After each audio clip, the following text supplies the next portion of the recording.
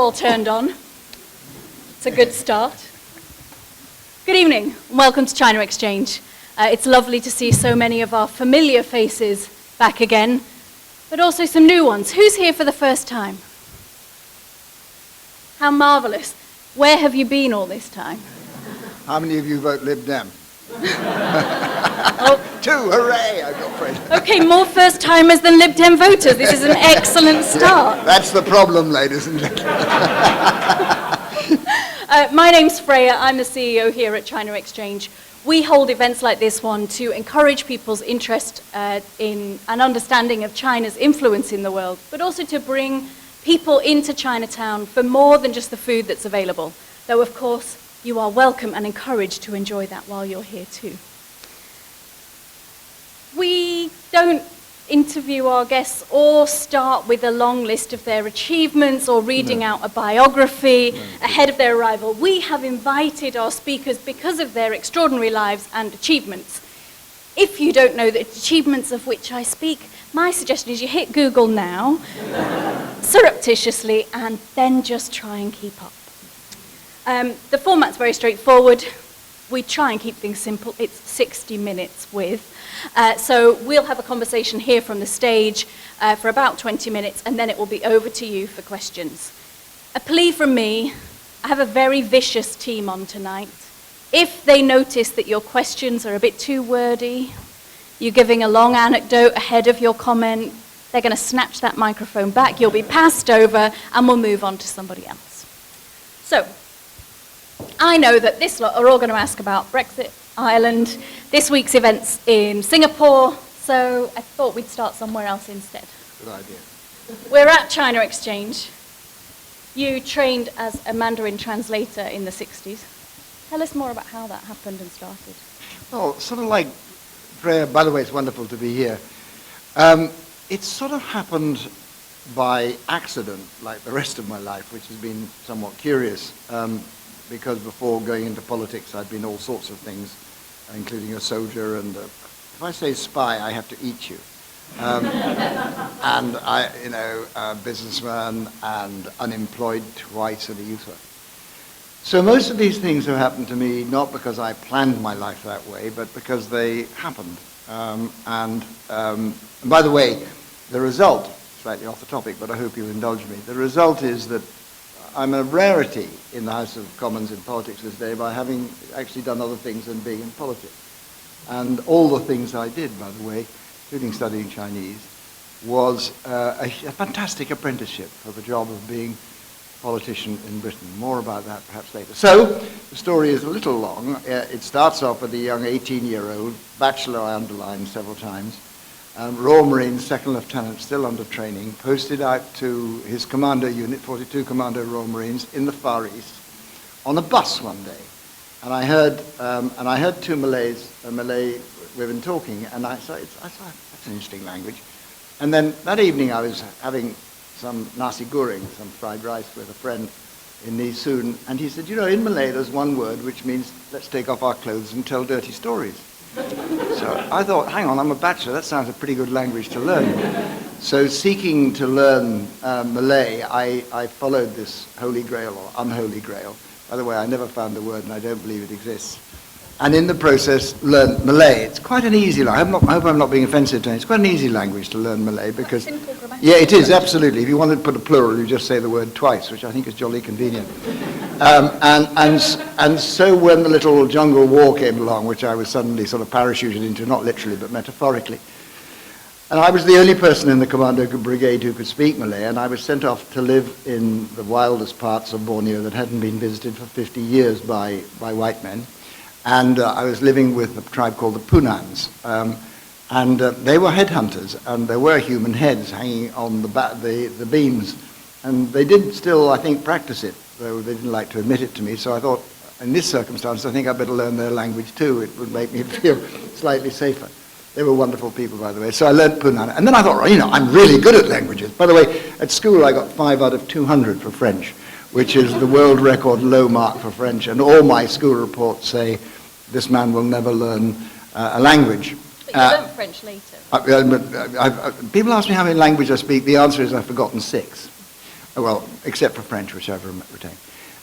Including, so now I'm really bright at languages. I'm in the special boat section, and so I said, I'm going to go and teach myself. I've taught myself Malay, taught myself Kunan.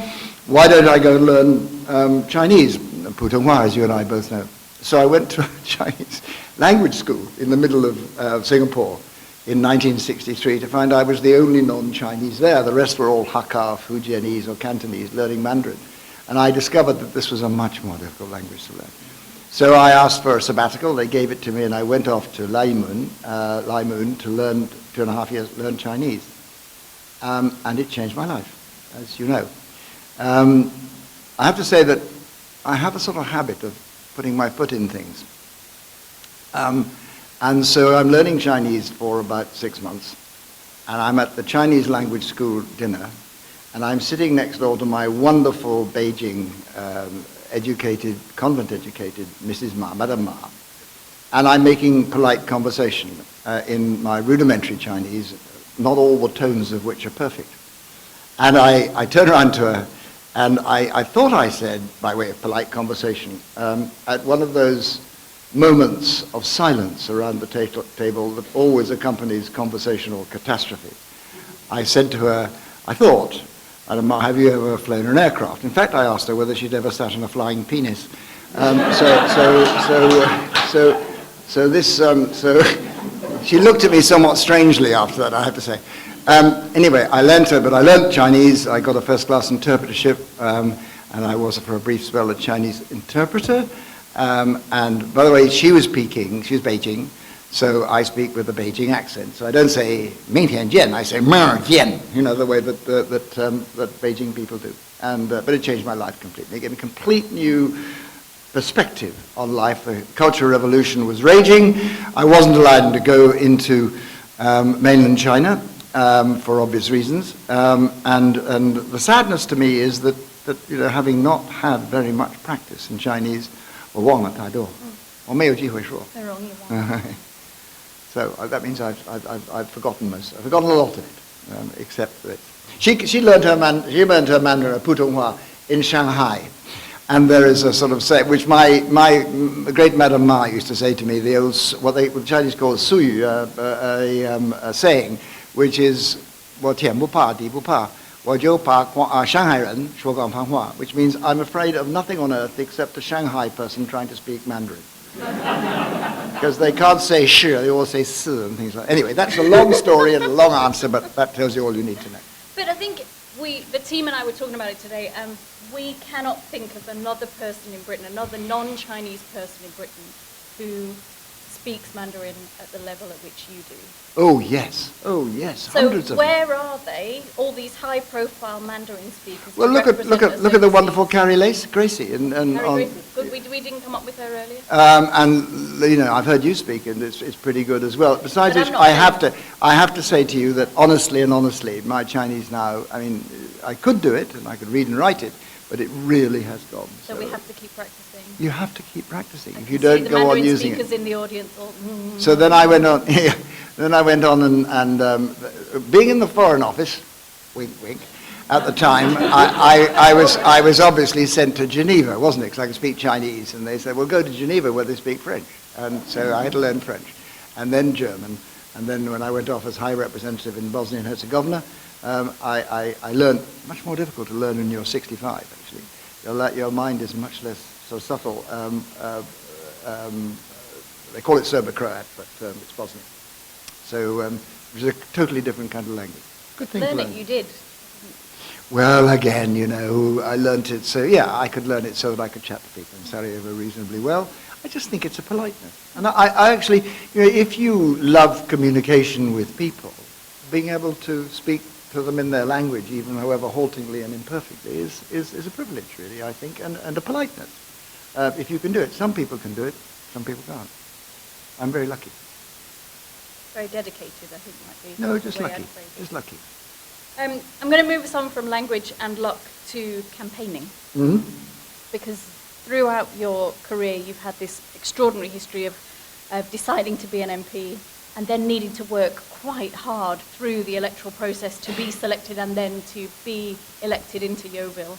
And then 11 years as leader of the Lib Dem. So presumably, right now, you're probably the person most qualified to tell us anything about campaigning at all.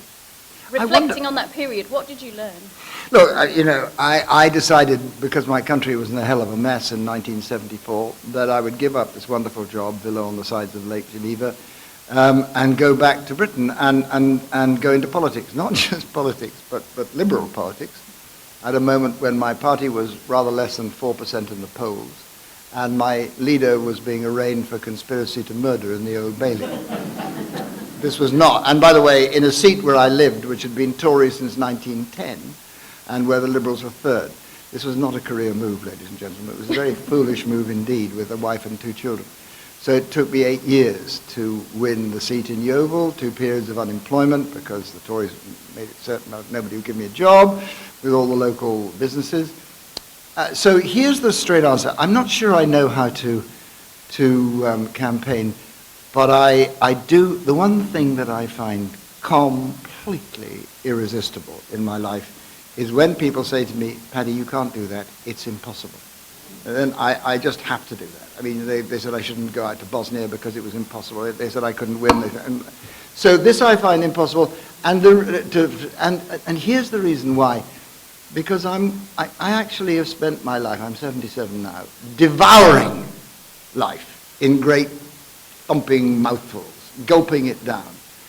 And I do think that for some people, and certainly me, the biggest, most crucial, most important quality is to be passionate about something, anything, but something. I mean, I think that, we are uniquely given this extraordinary gift of life parceled out in 24-hour chunks by the Almighty, whatever Almighty you happen to believe in. And why, I mean, the biggest sin is to be apathetic and lethargic and to sit there and say, well, sit in my enjoy, So I am a person you may have detected who is utterly passionate about the things that I believe in. And they have been the Liberal Democrats, they have been democracy, they have been trying to build peace in Bosnia, they have been, we'll come on to it, the overturning this idiotic decision we've taken to leave the European Union. They are writing, which I'm now on my 11th book. They are, I mean, I just adore, and the beauty of it is that you spend your life absolutely flat out. And then people say to you, I'm 77, people still ask me to do things for them, like come along here. Aren't we all? I should be so lucky. And then I get to feel very tired at the end of the day and complaining, God, I'm so worn out, but absolutely adoring it all the time. You can't have it better than that, can you? So that's the secret. Campaigning and winning is about being passionate. And if you're passionate enough, you'll probably will win. By the way, just in case you're thinking, Oscar Wilde once said, in a democracy, the minority is always right. I have to say this has given me great comfort after 40 years in liberal politics in Britain. And looking back now, I discover that my country is in the same kind of bloody awful mess, an object of derision, as it was 43 years ago when I gave up my previous job to take on politics. This is not much to show for 43 years in public life, but what the hell, I've enjoyed it. I'm going to skip over the next 2 things because you've just managed to answer a whole load of questions in one go. It's wonderful when that happens. Oh, good. I'd really like us to just spend a few minutes talking about Bosnia, if that's okay with you, and what it felt like to be given, well, first of all, how you first became involved. You were as an MP when the Balkan conflict was happening. How did that passion or enthusiasm guide you that way? Just by accident. Again, I was walking down, I can't stand being bored and idle, and so I'm walking down the House of Commons after the last 1992 election. After an election, the government is entitled to a honeymoon period. There's nothing much for opposition parties to do. And if they leap up and down beating the government up, they're regarded quite properly as acting somewhat inelegantly, if not impolitely. So you get yourself out of the way, let the government establish itself. So this is the period after the 92 election. I'm walking down a corridor in the House of Commons. A great friend of mine who was one of my staff said to me, do you know what, Paddy? You've been to war. Why don't you go out to Bosnia? And I said, what? And I frankly couldn't have told you the countries that made up ex-Yugoslavia. The war had just started. And so I thought, that's a good idea. Stop me being bored. So I jumped on an aircraft and flew out there. managed to bum a list on a Special Forces Hercules flying into the siege of Sarajevo, had a look round, and was just polar. Absolutely polar. Particularly, they stopped taking me to refugee camps because I just can't stop the tears rolling down my face, because what I see isn't refugees, but my own sister or my own wife or my own kids. And I was polaxed by this, and I was there. I went into the first person into some of the it wasn't quite a death camp, but it was a place they took people if they managed to survive the death camp, and then saw the death camp, and was there with Penny Marshall for the first time. All of them were taken away afterwards and machine gunned over a cliff, and I saw their bodies when I went back there as the High Representative. And I came back absolutely certain that this was a moment a bit like the Spanish Civil War, a predictor of the conflicts yet to come, in which the political classes did not understand the importance of it. Oddly enough, like the Spanish Civil War, ordinary people did. I mean, I would tramp around the battle zones of Bosnia and find, some broken down van going around carrying balaclavas knitted by the good people of Lytham St. Anne's, which were carried out there because people were concerned. And the government, and I argued the case for intervention. I was called the Member of Parliament for Sarajevo. The Labour Party shouted at me that I was a warmonger. People said I just wanted to bring the body bags back. Then finally I went into Bosnia right at the end, at the time of Srebrenica. I was the only person ever to go through the secret tunnel dug out of the airfield. And so I became passionate about it, that this was a cause. And then afterwards, the High Representative was created by the Dayton Agreement. There were two High Representatives, and then in 2000, when I stood down as leader of the Lib Dems, because I felt I'd done my best work, Blair asked me if I'd go out and be the High Representative in Bosnia and Herzegovina. And his argument to the people, to the leaders in Europe, who is this Paddy Ashdown? Can he really do the job? And Blair said, look, this guy's looked after the Lib Dems for 11 years. Bosnia's going to be an absolute doddle. So I went out there, and I'll tell you what it is, because you are invested with incredible powers. I mean, I could sack people, I could sack directly elected presidents, and God help us, I did. And I could make laws. And I tell you what, it is extremely frightening, because it is frightening to have that much power in a country that you know so little about. And I was always extremely conscious that at any moment that the people of Bosnia turned around and said, no, Paddy, we're not going to do that, all my power would vanish overnight. But I built some very good alliances. I got to love even more the people of Bosnia and Herzegovina and committed to them. And we ended the 4 years. My wife lived with me in Sarajevo. And I look back on a life. I think pride is not really a very good human emotion, but I look back at it feeling that, along with the other things I've been privileged enough to do, that was an important job which I really enjoyed. Can I tell a joke? Please. So Bosnian language, by the way, they're extremely rude. They love having. Their sayings are all very rude. Some of them extremely rude. I wouldn't dream of saying. But there are two I adore, very typically. One is "Da komšija se ne krava," which means "my neighbour's cow is dead." That makes me happy. Which, by the way, is very Northern Irish, and I am a Northern Irishman as well. It's what the Northern Irish call thrawn. The idea that you're sort of bitterly oppose everything. And anyway, the one I adore, which I recommended to Nick Clegg, that he could have had behind his desk during the coalition, because it would have told us what the coalition was all about, is a great Bosnian phrase which goes, "Laka je tuđim kurcem, glogin je mlatiti," which means it's easy to beat thorn bushes with other people's pricks. And I just thought if Nick had that behind his desk, no one would know what he meant, except that we would know that's what provided they were Tories. And so there we are. It hardly seems right after telling a joke and lightening the mood to ask you this, but I'm really curious about the human impact of being given that much power and responsibility. It corrupts you. And you need to remember that. You really need to remember that. I mean, I made a rule that I would never make a law in Bosnia that came into action unless it came into action, ultimately through passage through the democratic structures of Bosnia, the parliaments of Bosnia. I used my power to dismiss people, including on 2 occasions directly elected president. That's not an easy thing to do, but for no other reason except that they refused to cooperate with the Hague Tribunal on capturing war criminals. And this was a fundamental breach of the treaty, of the Dayton Treaty. I gave evidence. I've given evidence at the Hague Tribunal 3 times, once against a Croat general who committed war crimes in the Croat war in Bosnia, once against the commander of one of those death camps that I went to see, and once against Slobodan Milosevic because of what I saw in Kosovo when they were bombarding Albanian villages that I was in. And I was not going to allow these people, for whatever reason, not to fulfill their international legal obligations to do everything in their power to catch Slobodan Milosevic, to catch Karadzic and Mladic.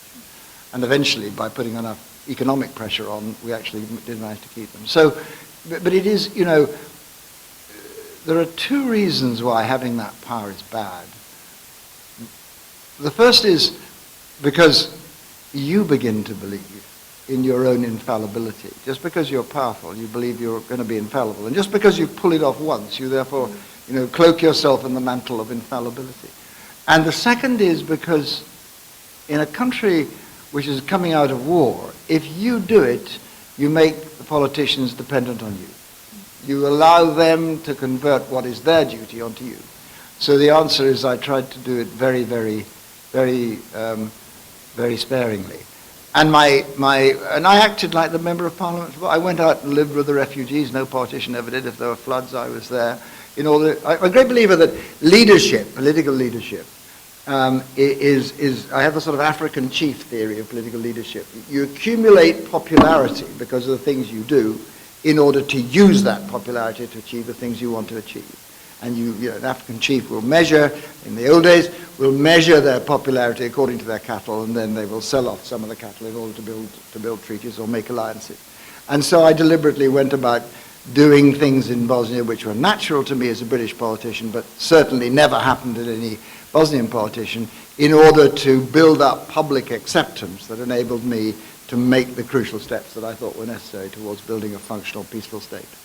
And at the end of 4 years there, I made very good friends, had some wonderful partners, Bosnian partners, and we took the 3 armies and put them together and put them under state control. We took the 3 intelligence services and put them under parliamentary control, modern European laws, and we created a VAT system out of a rotten old sales tax that was fair and provided security of funds to the government. We got the economy growing again.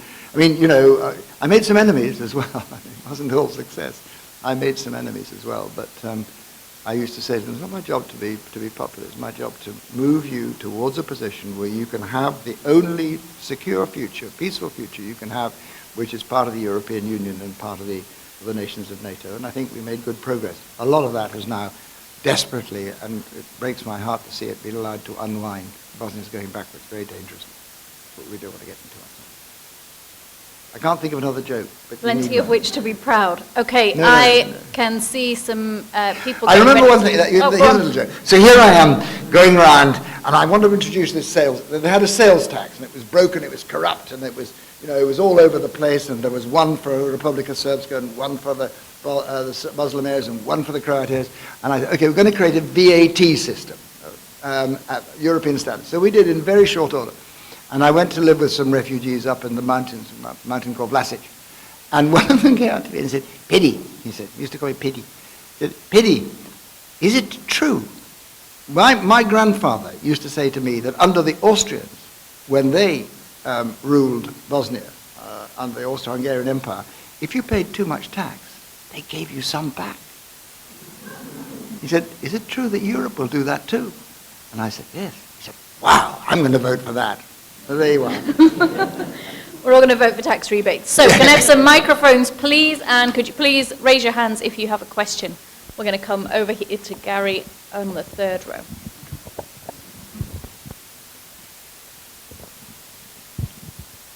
Thank you for the entertainment, Lord Ashdown. Very good. If I may ask a silly question. No. Okay. I bet you won't. Well, I might cut you off if you do, but try. Go on.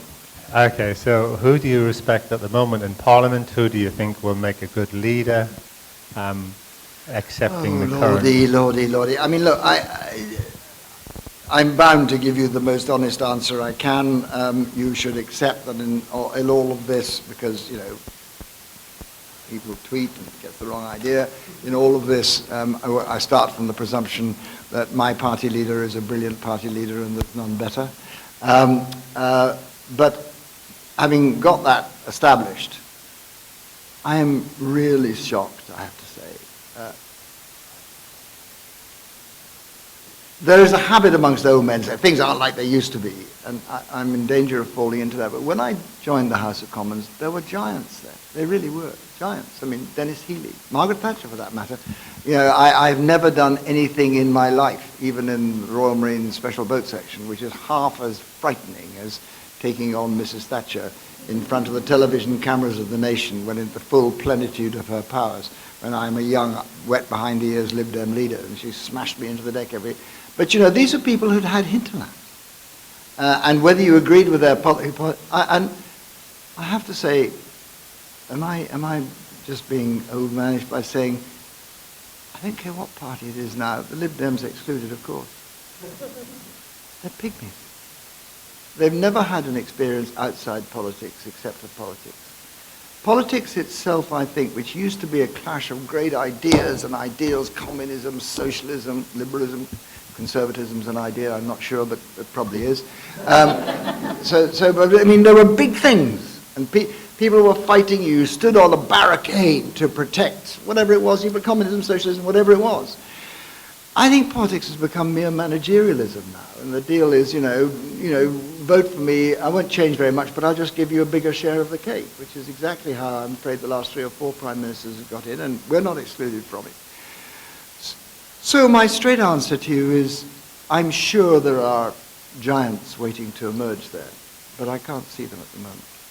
And the sadness for me is that I don't think at any time in my political life, and I suspect probably at no time, leave aside the Second World War, in the last century, have we as mankind and as Britain faced greater problems than we now face, greater challenges than we now face.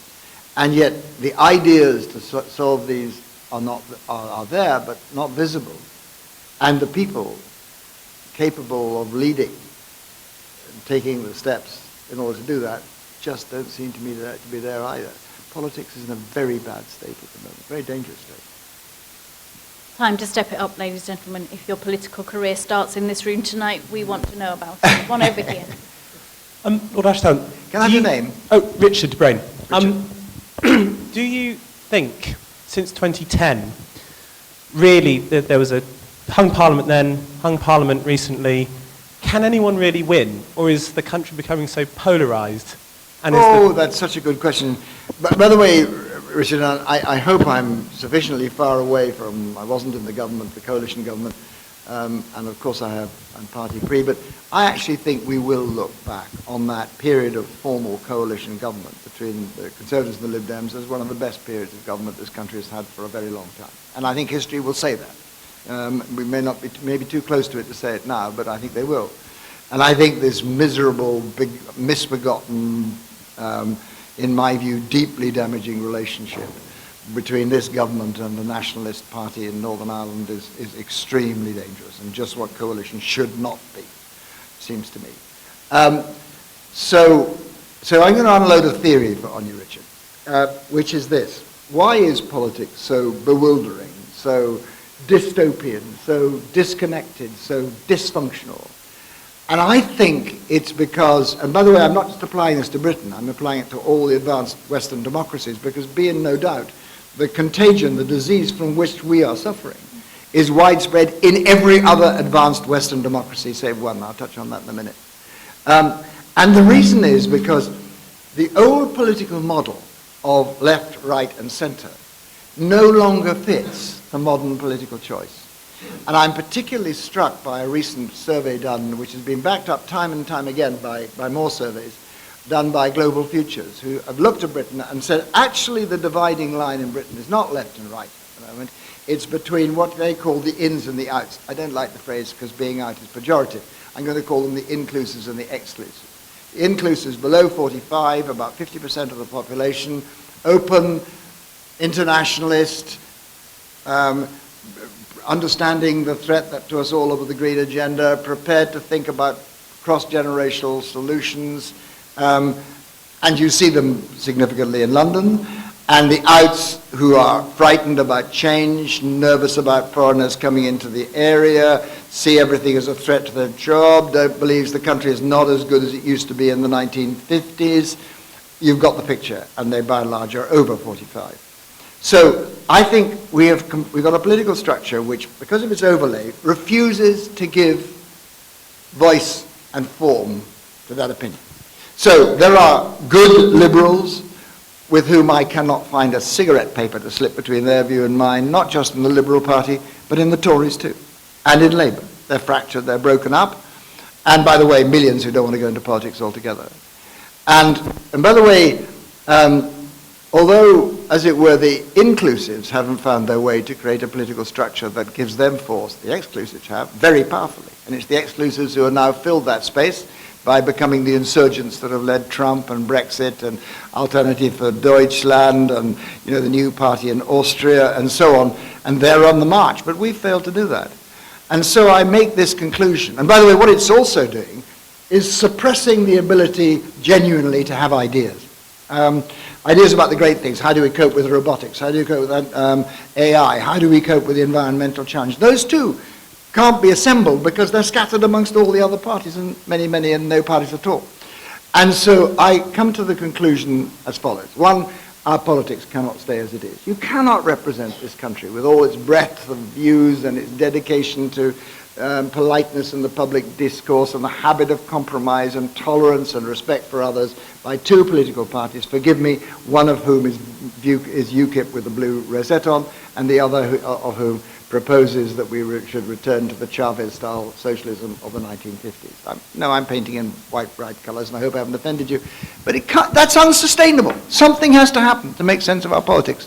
If you want to know what's got to happen, just look over the channel at France. What Macron has done, by the way, I'm not sure he will personally succeed, but what he's done is illuminate a phenomenon. He stood up and said, here is the flag, here is the standard for those to gather, and he's made the other two parties completely irrelevant overnight, and he now leads, and he's beaten back Le Pen, and he now leads France in an effective way. So I actually have come to the conclusion that we have now to change our political system, and one of the things we have to do is to give voice to that moderate centre in Britain, who are the centre of gravity of our country. And by the way, the place elections have always been won in some kind of political form. I wish it was the Lib Dems.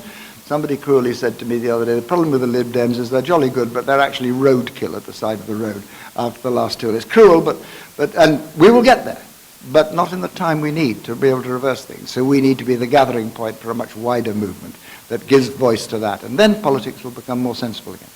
I'm going on a bit long. More sensible. Let's see. Well, it will, and you know, I think it'll also be believed in a bit more. And I think probably people will feel they have a choice. I mean, there'll be those who want to vote for the exclusive. Fine, that's what they should do. That's part of the political debate. Let us have an open debate about it. But we can't have that. I hope I haven't offended that gentleman who's just talked out. Let's just hope that he's using the bathroom. Hello, good evening, Lord Ashdown. My name is Erica. Erica, everybody calls me Paddy. I only went to the House of Lords to get rid of the ridiculous. Okay. Seriously. Good evening, Paddy. Yeah. I'm Erica. I'm from Hong Kong. I have read a lot about your work with Hong Kong affairs and also your involvement with Hong Kong Watch. And I'm just quite curious about what you think the way forward is for Hong Kongers, given that the Umbrella Revolution hasn't really changed anything, and if anything, it has actually brought forward more repression by the government in Hong Kong at the moment. Thank you. Erica, I made the assumption, which turns out to be naive and dangerous assumption, that the Zhou Enlai direction, that China would change, but change through economic reform, which would lead to political reform, and that this was the way China was going. Of course there'd be setbacks, of course there'd be, but that's generally speaking what would happen, that you couldn't provide economically liberal China without eventually liberalism or more liberal structures seeking into there, and some kind of democracy, quasi to start with, would grow. And therefore what China needed was time to get there. But I have to say that has been massively jolted by Xi Jinping and the latest People's Congress. I mean, this seems to me, in both style and rhetoric, a return to the old style of the Red Emperor. And particularly now putting himself in a position where he's chairman for life. And I think it's exceedingly dangerous. By the way, I don't think it can work. China's instincts are as democratic as the rest of us. So you look back into Chinese history and you see that very clearly. I understand Beijing's concerns because whenever China changes, the change can get out of control and it becomes catastrophic and horrific to watch, like the Taiping Rebellion. And so you need to control the process of change and make sure it happens slowly, not fast. Otherwise you disrupt the whole system. But this is now going backwards. And I think what's happening in Hong Kong is deeply damaging to the cause of Hong Kong, to actually the cause of democracy in China as well. And so I do what I can to give them support. I have ideas, Erica, about how they could do things better. The Brits, actually, are, if we had only saved Chris Patten, before then, the Brits did everything they could to kill off democracy in China. Everything they could. And when we could have moved towards opening up the democratic franchise, they pretended that Zhou Enlai had said to them he would invade Hong Kong. Rubbish. That's not true. I was there, and I was deeply ashamed of Britain's failure to move Hong Kong even the smallest inch towards democracy. And so it all was left to Chris Patten, who, bless him, came in and did it in a bit of a rush. But the result is that democracy in Hong Kong is still very immature. It's still not properly founded. It isn't deeply set up. It would have been if we'd have started that whole process earlier, but it's not. I think there are things they can do better in order to win greater support. I think they're wonderful people. They have tremendous moral courage. I've met them and I'm entirely dedicated to give them what support I can. I think they could do things in a different way which might achieve them, but I'm not going to say what it is here, because I don't think I should. Good evening. Thank you very much for being here this evening. I'm enjoying it very much. Will Brexit lead to an independent Scotland and perhaps a unified Ireland? Oh, wow, there's a question. There's a question. I was worried about that. I'm sorry, I missed your name. Peter, about a year ago, I come from Northern Ireland. I'm the son of a Northern Irish mum and a Protestant mum and a Catholic father. And when I went to school in Donaghadee, by the way, the paddy is because my real name is Jeremy John Lord Ashdown. But actually, when I went to school in Ireland, because I went to my father's school, I had I spoke with a broad Northern Irish accent. So that's why they called me paddy, because they don't understand there's a difference between North and South. So I went to school, my prep school in Donaghadee, and they said to me, well, I is paddy, I is a Protestant, or I is a Catholic. And I went back home to my dad and I said, Dad, am I a Protestant or a Catholic? And my father said, go back and tell them you're a Muslim. So I went back and said, I'm a Muslim. And they said, well, I is a Protestant Muslim or I is a Catholic Muslim. So I'm deeply involved in this. And about a year ago, I actually concluded that if the United Kingdom is to break up, I think it's going to break up more over Northern Ireland than over Scotland. I think for the moment, Nicola Sturgeon's doing what she can. I think she could bring Scotland back, and Mrs. May could help her, bring it back to the point where a referendum would arrive at a separation. But on the present thing, I think that's not likely to happen in the short term. It's in Ireland it's going to happen. Let me explain to you why. Because there's a demographic shift in Ireland, in Northern Ireland, in favour of the Catholics. It's quite a strong move now. Look at the ballot box, look at the things, and you'll see that the Catholic vote is growing. It's demographically changing. And secondly, for moderate unionists, and I would count myself, my grandfather, the cattle auctioneer in Rathfriland, signed the Ulster Declaration in 1900, whatever it was. But he was an all-Ireland man. He looked to the culture of all Ireland. And the beauty about Brexit, the beauty about the European Union is it's possible to be a unionist and an all-Ireland man as well. You can have the two identities. You can be British, but you can also be Irish and proud of W.B. Yeats and all the great poets and philosophers of Ireland as well. And suddenly, that's been taken away from you. Suddenly, the prospect of a hard border means that you have to choose again.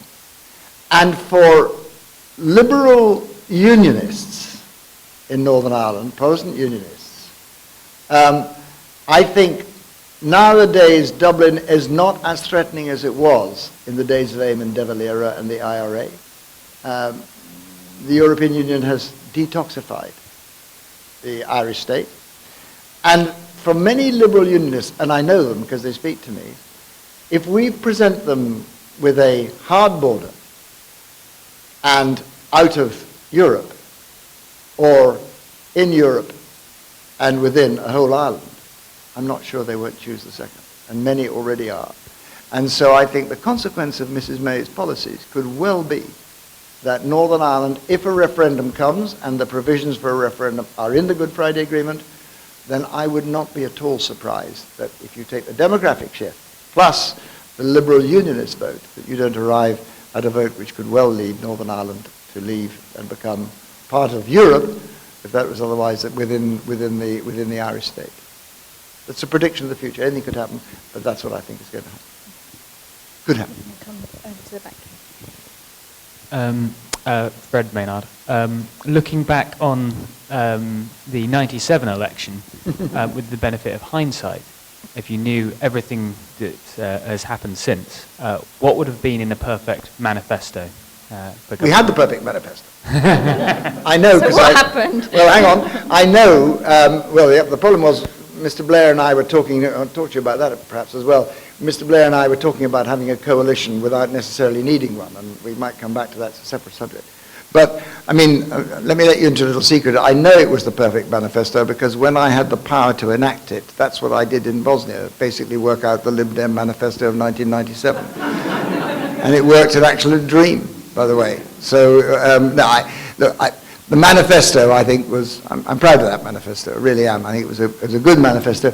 The decision which I regret, and I think Tony Blair regrets as well, we had worked very closely. We had decided that, there wasn't much to put between his views and mine about what should happen in Britain. We had ganged up a bit on poor old John Major, who, by the way, I love very much, and made life a bit more miserable for him by working together. We had encouraged you all by subtle and not necessarily visible means to tactically vote if you could get a Lib Dem in. You beat the Tory by getting a Lib Dem in, I have to say. And then we thought we would have a coalition. And the argument that we said was, A, we both agree what the programme should be, and B, wouldn't it be a good thing if you had a coalition because you wanted to rather than because you were forced to with a hung parliament? And so we laid it out. I spoke to him on the day of the election of 1997, in the 1st of May, as I recall, and we were going to go ahead. And then that night, there was a massive... I knew he was going to win with a landslide. He didn't, by the way. I used to describe him as somebody, given a crystal bowl to walk across a very slippery floor. He didn't dare slip to drop it. And he wouldn't ever admit that he was. But the size of that majority the next day, which became apparent on the 2nd of May, of 170 Labour majority, plus we'd doubled our seats to 55, as I recall. And we just thought that it was the wrong thing to do, somehow undemocratic, to give Parliament such a large majority. It was rubbish. Absolute rubbish. One of the worst constitutional factors in Britain is the Downing Street removal ban. In every other government, you have an election. There's a building-in period, which lasts a week or 2 weeks or a month or longer in the United States, and then you take over and you had time to prepare. In Britain, for some mad reason, it happens next morning, and the Downing Street removal man swoops up, carries all one lot of furniture away, brings all the other, literally. And at this stage, whoever has been elected Prime Minister has to take very, very difficult decisions with very long-term consequences, while frankly their bloodstream is absolutely awash with testosterone, adrenaline, and they're lacking in sleep, and they're miserable and grumpy and bad-tempered. We all are. They have all the exhaustion of the election. Exactly. And so Blair and I spoke on the next morning. Roy Jenkins, lovely man Roy, is one of my great heroes. he and I, and we all agreed that a coalition, we shouldn't do it because it was absolutely the wrong decision. If we'd have grabbed that moment, I don't say it would have been ever a good government, but I think it would have been a better government. I think we'd have, and I think we would have built a coalition which could have solidified the centre ground in British politics. And I regard it as a gross strategic error that we both made, and I think he does too. We'll have to get him on and ask. Yeah. Thank you. Paddy, my name is Will. Quick question about another fractious country, Bosnia and Herzegovina. You talked about things being wound back, I think was your phrase, in recent years. And you also talked about local ownership. So my question to you is the winding back a result of local ownership or lack thereof? Is it a result of foreign interference?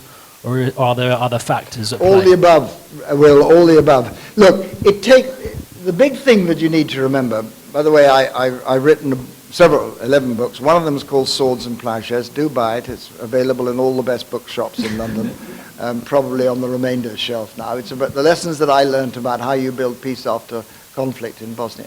It takes a long time to transit from war to peace. It doesn't happen overnight.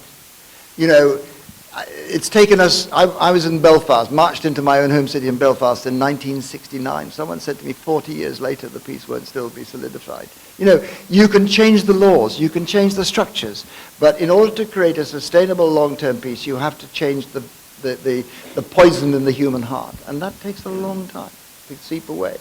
And so the process of getting to a sustainable peace, you have to have long-term strategic vision about that. You have to create a framework in which that can happen. Unless the war ends with one victory and one defeat, then, you know, the victor imposes his laws and everything else. But if it's a frozen conflict, which Northern Ireland was, Bosnia was, and so on, then it takes time to do that. So I was there until 2006, and then the European Union, madly, insanely, said, okay, good old Paddy's done it. We can just withdraw all our political will, and we'll now have local ownership. But at that stage, the institutions weren't set up. There wasn't a proper constitution. We didn't have a decent electoral system. The rule of law was very fragile. There wasn't a public, what's the phrase I'm looking for? There wasn't a sense of, you know, civil purpose or indeed a civil voice yet. It took time to grow. And so what happened is that we said, right, we're back, hands off, frightfully democratic, and we won't keep the structures in place to enable the transition to be completed. And the result is that Bosnia's gone backward. Seriously backward. And so the nationalist voices rose. You know, if you fight a war that has been frozen, then what happens is those who ran the war simply move straight over into politics and the structures of peace and pursue the same instincts and aims that they pursued during the war. You don't have to go to Bosnia and see it. You saw it in Northern Ireland. And then they control their client electorate to say, do you remember how they killed your grandfather? You better vote for me because I'm the only person who will protect you as I did in the past. And then you start with nationalism in control. By the way, you don't create a democratic state. You nearly always create a criminally captured state because corruption runs riot. So that process wasn't finished. And in the process of the next 10 years, all the work that was done, not by internationals, some by internationals, but by very brave Bosnian politicians, who were asked to do things we'd never ask any of our own politicians to do, has been allowed to unravel. And sorry, Freya, I don't want to go. And now, because of our ignorance, we're about to stumble into a catastrophic outcome. And here's why. We have given Croatia it can join the European Union. Very good thing. They're a great nation, the Croats. But in doing so, every single Croat in Bosnia and Herzegovina, most particularly in the southern part of Herzegovina, now has a Croatian passport because they're entitled to dual citizenship. So now they have a European. So now they can get to Europe. They don't need Bosnia. There is no penalty to be paid for those Croat recidivists who want to break up the Bosnian state. And now we're about to do exactly the same with Serbia. When Serbia gets into the European Union, good thing, they're a very great nation, the Serbs, I long for them to be, but now every Serb citizen in Republika Srpska and in Bosnia will have a Serb passport. And they'll have no interest in Bosnia. And those who want to break up the Bosnian state will now have no penalty for doing so. And so, forget ethnicities. Actually, they're called ethnic differences. Bosniaks, or Muslims, Croats, and Serbs. Forget that. Actually, there's no ethnic difference between them. There's no ethnic difference at all. It's a religious difference. So now let me describe the situation we're about to arrive at. All the Roman Catholics in the south will be able to get to Europe. All the Orthodox Christians in the north will be able to get to Europe. All the Muslims in the middle will be isolated and surrounded by enemies. Inadvertently, sleepwalking, we are enacting the policy of Karadzic, Mladic, Tudjman, and Milosevic. And let me tell you, never mind the geostrategic consequences of allowing the oldest Muslims in Europe, who are 500 years old, who are European quite as much as they are Muslims, and who see no contradiction between the two. If we allow them to be isolated again and surrounded by their enemies, there will be war. And when I said this in the State Department the week before last, they said, oh my God, we didn't realize.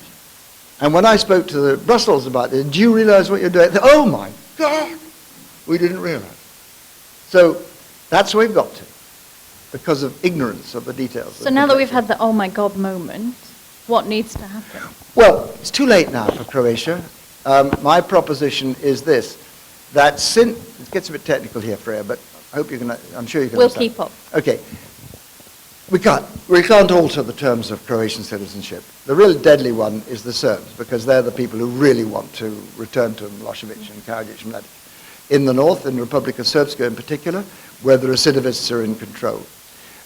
So my view is that since it is up to us to decide who comes to Europe, we should say to Serbia, dear Serbia, we really want you to join the European Union, and when you do, we should look forward to having your citizens in Europe, but if you are resident in Bosnia, and you have a second passport in Bosnia, you can only enjoy the benefits of European citizenship if you do so by Bosnia getting into the European Union. And then you will convert an incentive for them not to build a functional state which can meet European standards into a consensus that does. So that's the only way we can get out of this miserable situation that we've stumbled into. Oh my God, it's 5 minutes to Okay, we're going to go quickly. We're going to go here, and then we're going to go to Marco at the back, please. Yeah, quick question, Paddy. My name's Kevin.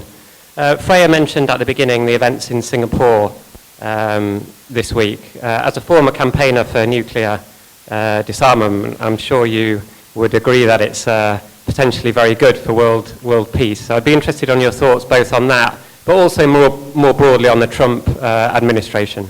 Ooh. And this is a short question? Yeah. Quick answer, please. Okay, I will try and give you the best I can. Sorry, the gentleman at the back, do you want to take both these together? Marco? Yes, my name is Marco. So I was going to ask you about what Xi Jinping was going to think about, as he was watching TV probably between Trump and Kim Jong-un today, what was going through his mind. So it probably is one question from two different points of view. I'm not sure I'll be able to answer all those, but we've only got a few moments left.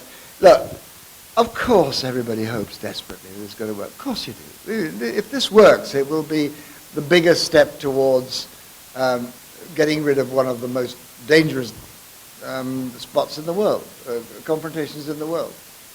I haven't seen the news today. I have a rule of thumb, which I think Mr. Trump finds it incapable of thinking about. And the rule of thumb is in politics and in diplomacy, always under-promise and over-deliver, never over-promise and under-deliver. And he doesn't understand that. This was wildly over-promised and under-delivered. Now, if it's the first step, look, building peace is not an event, it's a process. And if it's the first step that takes us down the line, but looking at the statement as I saw it earlier on today, this looked like the kind of generalities that North Korea has always signed up to, and the kind of generalities which in the past they've not found it. Now, that may be changed. My friends tell me they think it has. Certainly a relationship with two people at the top who are committed to this is helpful in driving the process. There's a lot of work to be done, a lot of hard, nitty-gritty work to be done to be able to deliver this into a peace deal. So I hope for the best, but I remain concerned, like the rest of us. But I desperately hope. Now, Mr. Trump, I have this rule, by the way, which I invented, I think, in the Balkans, which is you never trust politicians with big hairstyles. It was actually suggested to me by a man called Stipe Mesic, who was a wonderful, still, it was president of Croatia. He and I both gave evidence, but he at risk of his life, against the Croat general in the War Crimes Tribunal. And he said, you look at Rado used to call him, Radovan Karadzic. He said, Rado could never get a girlfriend at university because he always peed his bed. So I thought it was an interesting fact, but probably too much detail. and then he said, and the other thing about Rado is that there'd be villages burning all over Bosnia, but he was never more than about 10 yards away from his hairdresser because he had this guy. So I thought, hang on, that's probably right. And there's Radovan Karadzic, a man called Sali Berisha in Albania. I never said this, by the way, and you mustn't tweet it, there's David Owen. Margaret Thatcher, and of course there is Trump, and who else? Boris Johnson. Exactly right. And so I think this is right, by the way. I think this is I think that if a male politician has too much interest in his hairstyle, he's actually fantastically vain. It's not the only thing that Trump and Boris share. They're both completely addicted to vulgarity as well, but never mind. That was a rude thing to say, wasn't it? But never mind, I mean it. But there is something happening out there. So I'm going to finish this by two things. First of all, a plug. My next book is called 9. It's about to be published on the 4th of October. It's about the German resistance to Hitler in the Second World War. And I am stunned by the similarity between this age and the 1930s, including all of those things that we see happening now happened then, the retreat from internationalism to nationalism, the rise of protectionism, the prevalence of the lie in the public discourse, and this extraordinary thing that people come forward with simplistic ideas that carry people, whereas more complex notions that can lead to better life probably don't. I don't say there's a Hitler about to emerge, but I'm very struck by this fact that Hitler's first support was in the Ruhrgebiet, the devastated areas of the Ruhr Valley, devastated by the recession, who had felt left out and abandoned. These people stuck with him until Berlin was a smoking ruin. They never left him. And that's exactly where Trump is. Whether you like him or whether you don't, he now enjoys, ladies and gentlemen, 80% support amongst Republicans. This is maybe annoying to us, but is intensely popular. And I was in Washington recently, and I said, well, is he going to get impeached? And they said, no, I don't think he is, and frankly, I don't think we want him to be.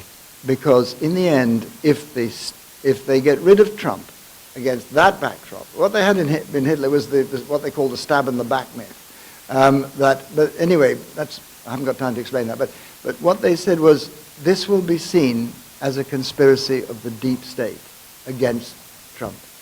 He has to fail and be seen to fail himself. And probably what that means, terrible, bleak, baleful thought, is that America has to go through a full measure of agony before Trump is seen to fail.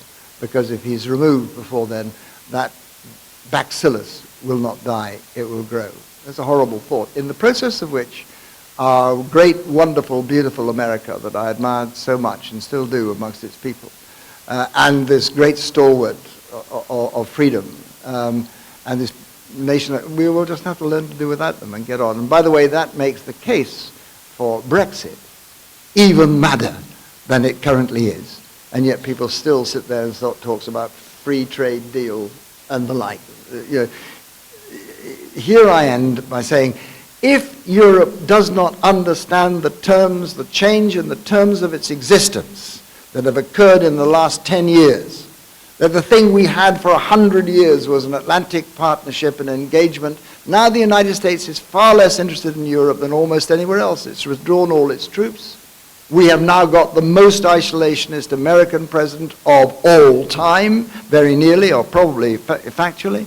On our western borders, we have the most aggressive Russian president of recent years on our eastern borders. We have all around us growing up economic powers in the new world order, which are more powerful than any European nation. If we do not realize that the right response to these conditions in which we find ourselves is not to fracture and break ourselves up, but to bind ourselves tighter and deepen our unity in a very potentially dangerous world, then we are mad.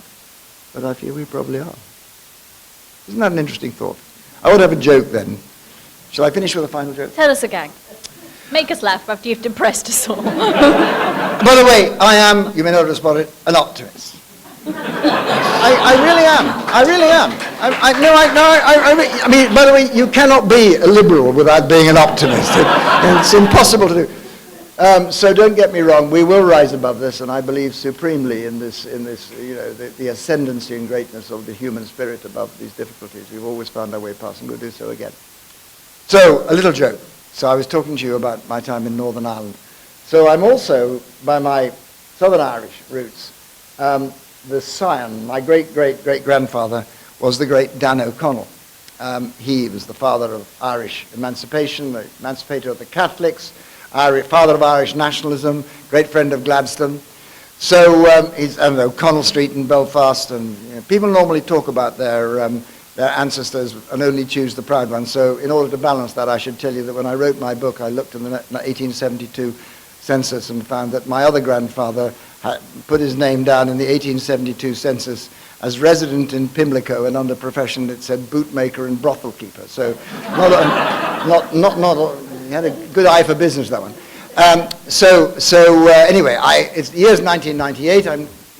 I'm doing a tour around Ireland, looking at the Irish problem. I go down to Dublin, I see the Taoiseach, we have a long with an Irish Prime Minister, and they have a little press conference about Paddy Ashdown, the great-great-great-grandson of Dan O'Connell. And afterwards they put me in an Irish government car, just me and the driver, and drove me out through the lashing rain to see the great man's grave under a Victorian reconstruction of an Irish round tower over the sarcophagus in Glasnevin Cemetery. And on the way out, the man said to me, I was in the back, he was in front, the man said to me in the style of drivers the world over his left chair, he said, "I gather," he said, "that you're the great-great-grandson of Dan O'Connell." I said, "I am." And he said, "Do you know what they used to say about him?" And I knew perfectly well they used to call him the Liberator, but I wanted him to say it, not me. So I said, "No." And he said, "They used to say you couldn't throw a stone over an orphanage wall, but you'd hit one of his children."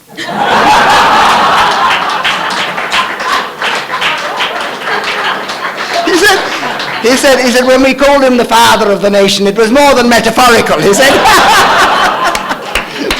The best put down I've ever had. Lovely to be with you. Well, we're going to need to draw things to a close there, because I fear if we ask anything else, either we're going to depress ourselves or we're going to laugh ourselves silly. Ladies and gentlemen, you have on your seats the flyers for the next set of the 60 Minutes With. We will be having guest interviewers, as I'll be taking some time off in September to have a baby. Thank you. Very kind. Thank you. So for now, all that I have to do is ask you to join me in saying an enormously warm thank you to Paddy for being entertaining, provocative, stimulating, illuminating with us this evening. Thank you.